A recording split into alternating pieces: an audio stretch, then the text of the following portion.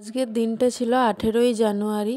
আজ ছিল বৃহস্পতিবার। তো আজকে এতটাই মেঘলা হয়েছিল, দেখো পুরো মেঘলা হয়ে আছে। তো আজকের ভিডিওটা আমি সন্ধ্যাবেলা স্টার্ট করছি। এখন আমরা বানাবো পাটিসাপটা। যেহেতু সংক্রান্তির দিনে মামনির শরীরটা ভালো ছিল না, তাই জন্য আজকে আমরা আবারও পিঠে বানাচ্ছি।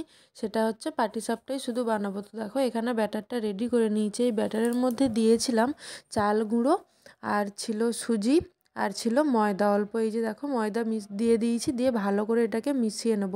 দিয়ে অল্প একটু জল দিতে হবে, মানে প্রয়োজন মতো ব্যাটারটাকে পাতলা করে নেব। দিয়ে সরু চাকলিগুলো বানাবো। তো দেখো এখানে ব্যাটারটা মোটামুটি রেডি, মানে একটু মোটা আছে।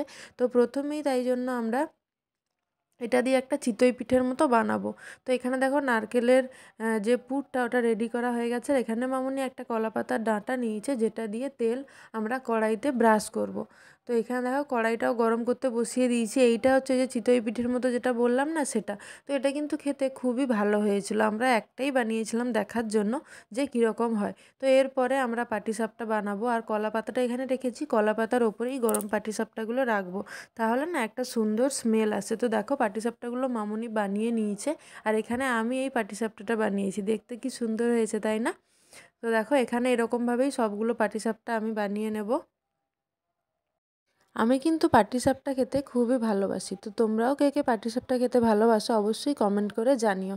তো দেখো এইভাবে সুন্দর করে প্লেটে সাজিয়ে নিয়েছি। তো আজকের মতো টাটা, দেখা হবে পরের ভিডিওতে।